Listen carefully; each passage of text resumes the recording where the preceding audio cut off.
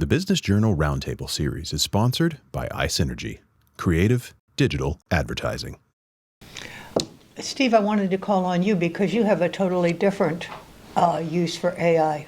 Yeah, and I think Robert, right, to his point, first-party data is currency now. So he hit it. First-party data is currency. In every business, if you don't look at it like that, you have a huge mistake in the way you're looking at your business. It's mindset, right, especially in this area, to bring it back a little bit. It's about mindset, because I think the smaller companies you guys probably work with the IT is, I don't have an IT company because I don't need one, right? Because I'm an early adopter, I'm on the fringe of knowing the different platforms that are needed. So when you walk into a company that needs it, they are kind of pushing back because they're not an early adopter. They're not educating themselves where they need to be at. But for AI, in the exact example of Domino's, they're going to get an email at 5:30 about, hey, don't you want your pizza today? Because AI hit that marketing automation platform, or a text, an SMS, is exactly the way that we would use AI based upon your data set, your intent. We do it a lot with targeting, programmatic, audience behavior, custom audiences, based upon a data set. And it's everything with AI is based upon a data set, which you kind of referenced. Sometimes that data set is the internet, right? Sometimes that data set is my own business data. But the way, it's funny because you guys talked about, you said 10 years behind with Youngstown. I always say Youngstown's 7 years behind. But it's this conversation, walking into it today, and I'm like, you know what? We watch those old interviews of people talking about the internet back in the late 80s and early 90s, and people being like, what's that @ symbol and that address?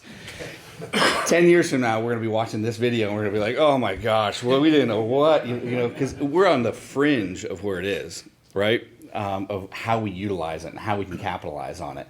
And in 6 months or 2 weeks or 6 years, it can do a complete 180 on every single one of our industries that we're in, because it isn't bound. That's the crazy part of it, and it's the adoption rate.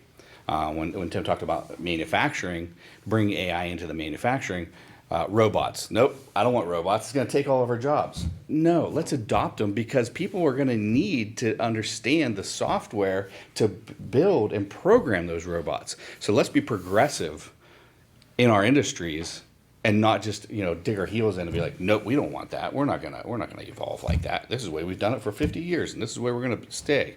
Well, you know what? Then your industry leaves. We're not gonna have a choice though, because we've had the good luck in the last 2 years up in Lordstown. Altium is going to have thousands of workers go through there that are not going to be allowed to be old. They're going to have to be up to date. They're going to have to know new technology. In fact, we received a gift in that the cars being made there and the batteries being made there, they're not just new companies that have come to Youngstown. They're absolutely new industries. Nobody's made batteries like that before. Nobody's made a tractor that a mom and pop farm can buy and just put out in the field on its own using AI to have it do what it's supposed to do. It's like buying a hired hand, one that doesn't go to the bathroom, doesn't join a union, and doesn't complain when you don't feed it right.